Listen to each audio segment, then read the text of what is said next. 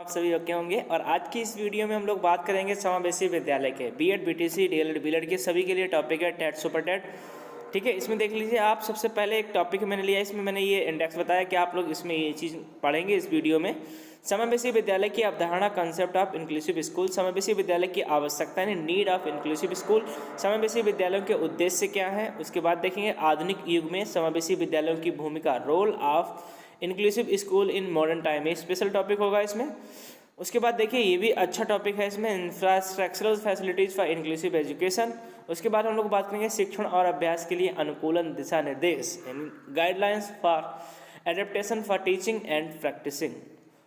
उसके बाद में इसमें बात करेंगे हम लोग कक्षा में केस इतिहास विधि, case history method in classroom. ठीक है, व्यक्ति परक शैक्षिक योजनाएं, इंडिविजुअलाइज्ड एजुकेशनल प्लान, इन सभी टॉपिक पे हम लोग डिटेल से बात करेंगे। देखिए इसमें पहला टॉपिक है आपका समावेशी विद्यालय की अवधारणा, कॉन्सेप्ट ऑफ इंक्लूसिव स्कूल। इसमें देखते हैं हम लोग, बालक का घर से विद्यालय में आगमन होता है, जिसके उपरांत बालक का भावनात्मक एवं मानसिक विकास होता है। विद्यालय में विभिन्न कौशलों के लिए तैयार किया जाता है बच्चों को। ठीक है, उसके बाद में देखो मे के अनुसार है, समावेशी विद्यालय वह गुण है जो कि बच्चों को सामान्य विद्यालय पाठ्यक्रम में सफलतापूर्वक भाग लेने में सहायता प्रदान करता है।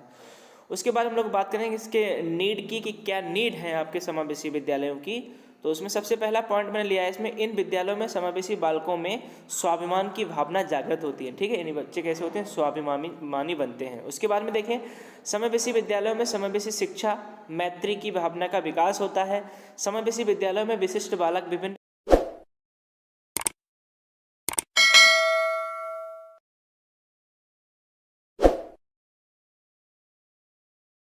कौशलों को सीखते हैं। मतलब जो स्पेशल नीड वाले बच्चे होते हैं वो विभिन्न कौशलों को, विभिन्न स्किल्स को यहाँ पे सीखते हैं। इन विद्यालयों में बालक आत्मनिर्भर बनते हैं। ठीक है, उसके बाद हम लोग बात करें अगले पॉइंट की, इन विद्यालयों में विशिष्ट बालक अपने अंदर की प्रतिभा को निकाल पाते हैं।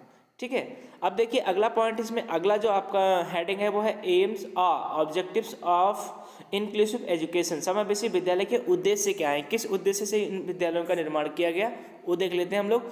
समावेशी बालकों में आत्मनिर्भरता व स्वावलंबी गुण का क्रिएट करना या आत्मनिर्भर व स्वावलंबी बनाना पहला इसका उद्देश्य है। विद्यालयों में शिक्षकों द्वारा बालकों की अंतः क्षमता को बाहर निकालना, यानी बच्चों में जो अंतः क्रियाएं, उनके अंदर जो अंतः क्षमताएं हैं उनको बाहर निकालना इन विद्यालयों का उद्देश्य होता है। विभिन्न कौशलों का ज्ञान होना, मतलब एक ही कौशल नहीं, कई सारे कौशल आपस मतलब बच्चे होते हैं इन विद्यालयों में सीखते हैं। उसके बाद देखिए विद्यालयों में बालकों का मानसिक संतुलन ठीक रखना। ठीक है, ये आपके उद्देश्य है। उसके बाद में आधुनिक युग में समावेशी विद्यालयों की भूमिका, role of inclusive school in modern times. इसमें इसको ध्यान से समझिए। सबसे पहला इसका जो भूमिका है, रोल है, वो विशिष्ट बालकों की आवश्यकताओं की खोज। ठीक है, जो विशिष्ट बच्चे होते हैं जो थोड़ा सामान्य बच्चों से या तो प्रखर होते हैं या फिर थोड़ा मन टाइप के होते हैं, उनके लिए है कि विशिष्ट बालकों की आवश्यकताओं की खोज, पहले उनके अंदर की आवश्यकता को कैसे क्रिएट करेंगे। ये शिक्षा विशिष्ट बालक बालिकाओं के लिए आधारभूत होनी चाहिए। सामान्य बालकों को औसत से भिन्न नहीं समझा जाना चाहिए। ठीक है, जो बच्चे विशिष्ट होते हैं उनको जो औसत बच्चे होते हैं उनसे कम भिन्न नहीं समझना चाहिए। अध्यापक को भी विधियां बतानी चाहिए जिनके द्वारा वह पढ़ाए। अध्यापक को पुनः निरीक्षण कर उन बालक बालिकाओं को सामान्य कक्षा में भेज देना चाहिए। ठीक है, मतलब उन्हें पहले देखना चाहिए, खोजना चाहिए कि अगर, लेकिन बच्चे अगर मानसिक रूप से, शारीरिक रूप से ठीक हैं तो उन्हें सामान्य बच्चों की कक्षा में भेजना चाहिए। जिन्हें विशेष शिक्षा की आवश्यकता नहीं है, कक्षा का आकार निश्चित करना चाहिए तथा ये बालकों की आवश्यकता के अनुसार होना चाहिए। कक्षा का जो संख्या है वो बच्चों के अनुसार, मतलब जो भी उन बच्चों की आवश्यकताएं हैं उनके अनुसार क्लासरूम का निर्माण करना चाहिए। उसके बाद हम लोग बात करेंगे दूसरे पॉइंट की, बालकों की पहचान। इसमें देखिए विद्यालय में स्वास्थ्य विभाग शारीरिक रूप से अक्षम बालकों की पहचान करने में सहायता कर सकता है। स्वास्थ्य विभाग यानी आपका एक चिकित्सा विभाग भी विद्यालयों में होना चाहिए, निश्चित तौर पे होना चाहिए, जो अक्षम बच्चों की पहचान करे। पहचान के पश्चात उसका गहन अध्ययन करना चाहिए। आवश्यक हो तो उन्हें मनोवैज्ञानिकों, आँख, कान, नाक के विशेषज्ञों को दिखाकर इस विषय में फुल रिकॉर्ड, चलिए यहाँ पे फुल रिकॉर्ड लिखा हुआ है, फुल रिकॉर्ड रखना चाहिए विद्यालय को। ठीक है, अगला अगर हम लोग बात करें अध्यापकों का चुनाव। ठीक है, सिलेक्शन ऑफ टीचर्स। देखिए अध्यापकों को विशेष बालकों को पढ़ाने के लिए प्रशिक्षण बहुत आवश्यक है। जो टीचर होते हैं उनके लिए प्रशिक्षण, ट्रेनिंग, कोई भी डिप्लोमा, कोई कोर्स उनके लिए बहुत ज़रूरी है। प्रशिक्षण के साथ ही इस बात की ओर ध्यान देना चाहिए उसका व्यक्तित्व अच्छा हो, उसकी पर्सनालिटी हो जो अच्छी हो, उसका स्वभाव अच्छा हो, ऐसे टीचरों का चुनाव करना चाहिए। उसे विशेष बालकों में रुचि हो। ऐसा नहीं है कि वो जो विशेष बच्चे होते हैं, विशिष्ट बच्चे होते हैं, उनमें रुचि ना रखे, उनसे थोड़ा इरिटेट करे, वो ऐसा नहीं होना चाहिए। उसका दृष्टिकोण सहानुभूतिपूर्ण होना चाहिए, वह उनकी समस्याओं को समझता हो। अध्यापक को विशेष शिक्षा के अभिमुखीकरण कोर्स को पूरा करना चाहिए, यानी मल्टीमीडिया कहते हैं कि चारों तरफ विकास के उसके अंदर स्किल होनी चाहिए। अगला पॉइंट बात करें विशेष कक्षाओं का निरीक्षण। छोटे शहरों में विशेष कक्षाओं के लिए प्राइमरी निरीक्षक होना चाहिए, मतलब छोटे छोटे जैसे शहर होते हैं उनके लिए प्राइमरी निरीक्षक का चुनाव होना चाहिए, उनका होना ज़रूरी होता है। बड़े नगरों में प्रत्येक स्कूल में एक निरीक्षक होना चाहिए। बड़े नगर जो बड़े शहर होते हैं उनमें प्रत्येक कॉलेज या स्कूल में क्या होना चाहिए, एक निरीक्षक होना चाहिए। उसे इस क्षेत्र में प्रशिक्षण होना चाहिए किसके साथ पढ़ाने का अनुभव कम से कम इसको साथ पढ़ाने का अनुभव कम से कम मास्टर डिग्री होना चाहिए। उसका कर्तव्य होना चाहिए कि बालकों को और उनसे भिन्न ना माने। यहाँ पे भिन्न लिखा हुआ है, आप यहाँ पे सही कर लीजिए, यहाँ पे भिन्न लिखा हुआ है, ठीक है। भिन्न ना माने, वो अन्य बच्चों को अन्य बच्चों से भिन्न ना माने। पाठ्यक्रम की बात, कैरिकुलम की बात करते हैं। प्रत्येक बालक का पाठ्यक्रम उसकी आवश्यकता के अनुसार भिन्न होता है। आपको पता ही है कि हर एक बच्चा अपनी स्थिति के, अपनी योग्यता के, अपनी एज के हिसाब से ही अपने पाठ्यक्रम को सीखने में समर्थ होता है। ये सुझाव है कि सामान्य बालकों के कार्यक्रम में विशिष्ट बालकों को भाग लेना चाहिए, ठीक है। जो सामान्य बच्चों के कार्यक्रम होते हैं, जो समूह कार्यक्रम होते हैं, उनमें विशिष्ट बच्चों को भी पार्टिसिपेट करना चाहिए। बालकों को समूह कार्यक्रमों में भाग लेने के लिए प्रोत्साहित किया जाना चाहिए। विद्यालय और टीचर्स का ये दायित्व होता है कि वो बच्चों को प्रोत्साहित करें सभी कार्यक्रमों में भाग लेने के लिए। विभिन्न प्रकार के समूहों के लिए भिन्न भिन्न पाठ्यक्रम होने चाहिए। बालकों को जो अंधे हैं उन्हें ये समूह कंटक लेखन सिखाते हैं, ठीक है। जो ग्रुप के अच्छे बच्चे होते हैं, वो जो बच्चे अंधे होते हैं उनको कंटक जो होता है, टाइपिंग जो होता है, वो सिखाना चाहिए। अपाहिज बालकों को बुनना, कॉमा काटना, यहाँ पे कॉमा लगा है, कॉमा जेवर आदि बनाना, और बहरे बालकों को भाषा का ज्ञान दिया जाना चाहिए, ठीक है।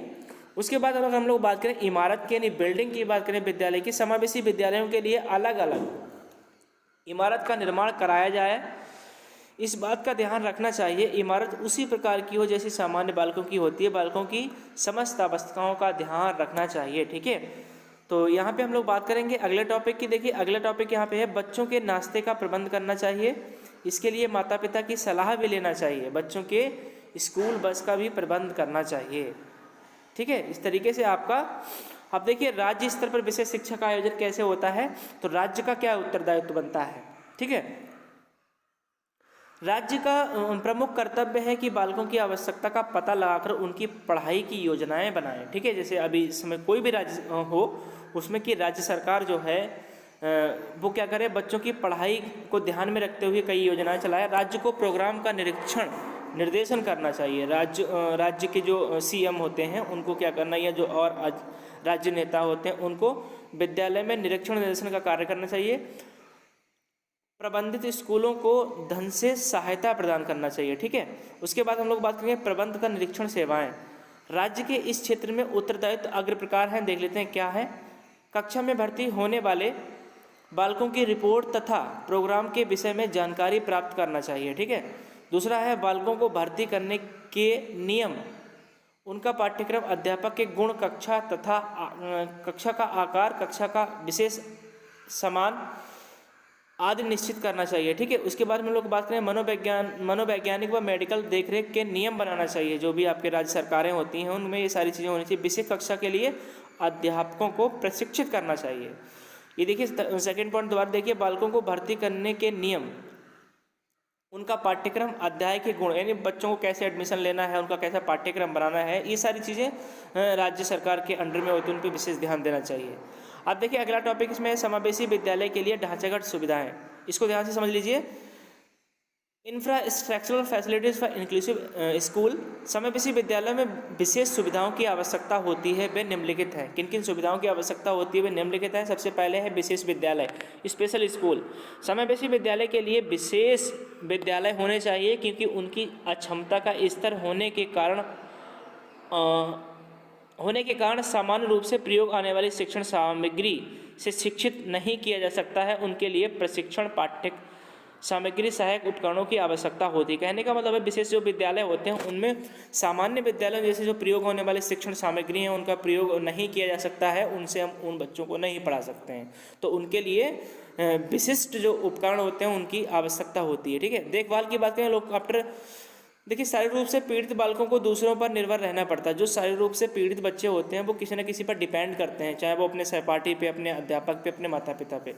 उनके शारीरिक दोषों के इलाज करवाने के साथ साथ प्रशिक्षित शिक्षकों को बालकों की देखभाल में लगाना चाहिए। मतलब उनका एक तरफ इलाज होना चाहिए, दूसरी तरफ जो प्रशिक्षित टीचर हैं उनकी देखभाल में उन्हें लगाना चाहिए विद्यालयों में। देखिए उपचार सुविधा, ट्रीटमेंट फैसिलिटी। विकलांग बालकों के लिए समय समय पर विद्यालय में कैंप की व्यवस्था करनी चाहिए। अध्यापक व दूसरे छात्रों को उनका सहयोग करना चाहिए। मतलब जो विकलांग बच्चे हैं उनके लिए उनकी ट्रीटमेंट के लिए क्या करना चाहिए, समय समय पर विद्यालयों पर मेडिकल कैंप की व्यवस्था, जैसे आँखों के चेकअप का कैंप हो, चाहे वो कान हो, चाहे वो किसी भी प्रकार की कोई विकृतियाँ उनका कैंप लगवा के, और सहपाठी बच्चे तथा अध्यापकों को उनका सहयोग करना चाहिए। अगला पॉइंट देखिए विशिष्ट पाठ्यक्रम, स्पेशल कैरिकुलम देख लीजिए। इसमें सामान्य रूप से पाठ्यक्रम का निर्धारण औसत क्षमता वाले बालकों की आवश्यकताओं को ध्यान में रखकर किया जाना चाहिए। मतलब जो सामान्य पाठ्यक्रम होता है उसका निर्धारण जो विशिष्ट बच्चे होते हैं उनकी आवश्यकताओं को ध्यान में रखते करना चाहिए। पिछड़े बालकों के लिए सरल एवं छोटे पाठ्यक्रम का निर्धारण करना चाहिए। जो बच्चे पिछड़े हैं उनके लिए छोटा और सरल होना चाहिए। काष्ठ शिल्प, काष्ठ मतलब यहाँ पे कॉमा है, काष्ठ शिल्प, गृह शिल्प, पुस्तक शिल्प, पुस्तक शिल्प आदि को पाठ्यक्रम में समावेशित किया जाए। मतलब कि घर के कुछ कार्य हैं या लकड़ी की कुछ चीज़ें बनाना है या पुस्तकों का कुछ, पेपर का कुछ बनाना है, इस टाइप की उन्हें कुछ पाठ्यक्रम में समावेशित उनके होना चाहिए। शिक्षण विधि देखिए टीचिंग मेथड्स। पिछड़े बालक सामान्य रूप से सीखने में कठिनाई का अनुभव करते हैं। इन्हें स्थूल सामग्री, छोटी छोटी विषय वस्तु के साथ और दृश्य श्रव्य सामग्री का आवश्यकता अनुसार प्रयोग करके प्रोत्साहित करना चाहिए। कहने का मतलब जो पिछड़े बालक होते हैं उन्हें सामान्य बच्चों के रूप में वो सामान्य बच्चों के साथ कठिनाई करते हैं, तो उन्हें स्थूल सामग्री यानी छोटी छोटी विषय वस्तु के साथ और दृश्य श्रव्य सामग्री की आवश्यकता अनुसार प्रयोग करना चाहिए। नवीन शिक्षण विधियों का प्रयोग कर उपचारात्मक शिक्षण महत्व देना चाहिए। ठीक है, नवीन विधियों का प्रयोग करके उपचारात्मक शिक्षण जो होता है आपका रेमेडियल जो टीचिंग होती है उसको महत्व देना चाहिए। उसके बाद अगर हम लोग बात करें, अगला जो पॉइंट है वो है स्पेशल टीचर्स, विशेष अध्यापक। विद्यालयों में विशिष्ट बालकों के लिए विशेष कक्षाओं, विशिष्ट पाठ्यक्रम व परिमार्जित शिक्षण विधियों को अपनाने का उद्देश्य तभी पूर्ण हो सकता है जब शिक्षक इन परिवर्तनों को प्रभावशाली व सफल रूप दे सकें। अर्थात शिक्षक जो होने चाहिए वो कैसे होना चाहिए, ट्रेंड होना चाहिए। ऐसा शिक्षक अधिक व्यवहारिक व अनुभवी होना चाहिए।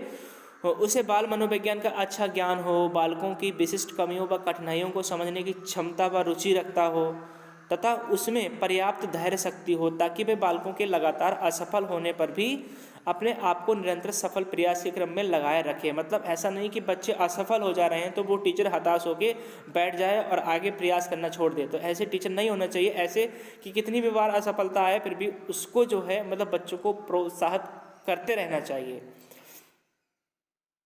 पिछड़े बालकों को प्रोत्साहन, प्रशंसा, लगातार सहायता व सहानुभूतिपूर्ण व्यवहार की अत्यधिक आवश्यकता होती है। एक शिक्षक की प्रगति के मार्ग पर स्थायित्व के साथ ला सकता है। मतलब एक शिक्षक ही इनको प्रगति के मार्ग पर व स्थायित्व के साथ ला सकता है। इसके अतिरिक्त पिछड़े बालकों के शिक्षण में अत्यधिक आवश्यक है कि शिक्षण के द्वारा अपनाई गई शिक्षण विधियां बाल केंद्रित हों।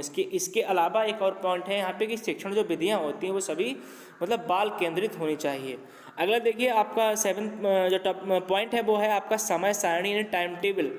ऐसे बालक प्रायः अधिक समय तक ध्यान केंद्रित नहीं कर पाते हैं। मतलब जो विशिष्ट बच्चे होते हैं वो ज़्यादा समय तक अपना उनका माइंड जो होता है वो एकाग्र नहीं रहता है तथा सामान्य बालकों के साथ प्रगति में असमर्थता का अनुभव करते हैं। अतः इनके लिए समय सारणी का निर्धारण रूप से निर्धारण पृथक रूप से किया जाना, मतलब इनकी जो टाइम टेबल है वो अलग होना चाहिए सामान्य बच्चों से।